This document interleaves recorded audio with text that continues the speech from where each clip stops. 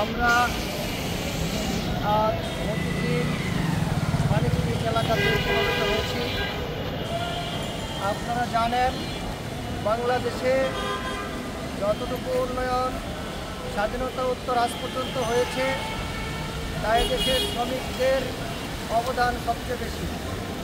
যারা উন্নয়নের সাথে যতটুকু উন্নয়নের সাথে পরিকল্পনা করেছেন, বাস্তবায়ন করেছেন, সবার প্রতি আমাদের কৃতজ্ঞতা।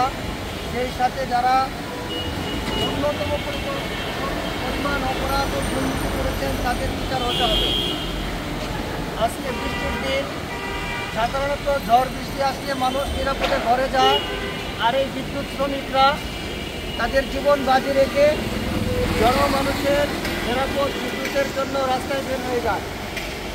আমরা বাংলাদেশ জাতীয় জনতা পার্টির পক্ষ থেকে বলতে চাই, সরকার রাষ্ট্র সেবা নিয়ে জনগণের কাছে পৌঁছে যাবে। এটা আমাদের দাবি, যেভাবে উন্নত রাষ্ট্র হয়।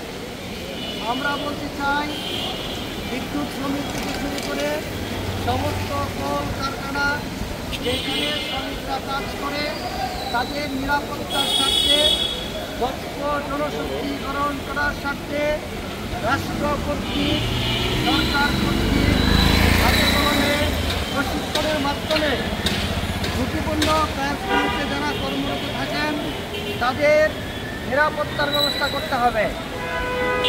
আজকে এই মতিঝিল অঞ্চলে ওভারহেড লাইনগুলোকে খুলে নিয়ে ডিপিডিসি কর্তৃপক্ষ আন্ডারগ্রাউন্ড নেটওয়ার্কের জন্য যারা পরিকল্পনা করেছেন, বাস্তবায়ন করেছেন, আজকে তার দৃশ্যমান ওভারহেড লাইনগুলো এখন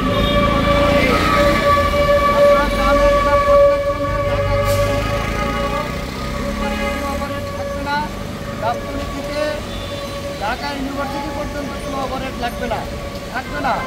আমরা বলতে চাই, সারা বাংলাদেশে এখনও পেপার পত্রিকা খুললে দেখবেন বৈদ্যুতিক তার ছিঁড়ে সাধারণ মানুষ হতাহত হচ্ছে। প্রায় সবসময় বৈদ্যুতিক লোকজন দুর্ঘটনার শিকার হচ্ছে। আন্তর্জাতিক মানের গবেষণামূলক প্রশিক্ষণের মাধ্যমে সকল শ্রমিক, বিশেষ করে কল কারখানা ঝুঁকিপূর্ণ এবং বিদ্যুৎ শ্রমিকদের প্রশিক্ষণের মাধ্যমে উন্নতি করতে হবে। এই বলে আমি আমার বক্তব্য শেষ করছি। সবাইকে ধন্যবাদ।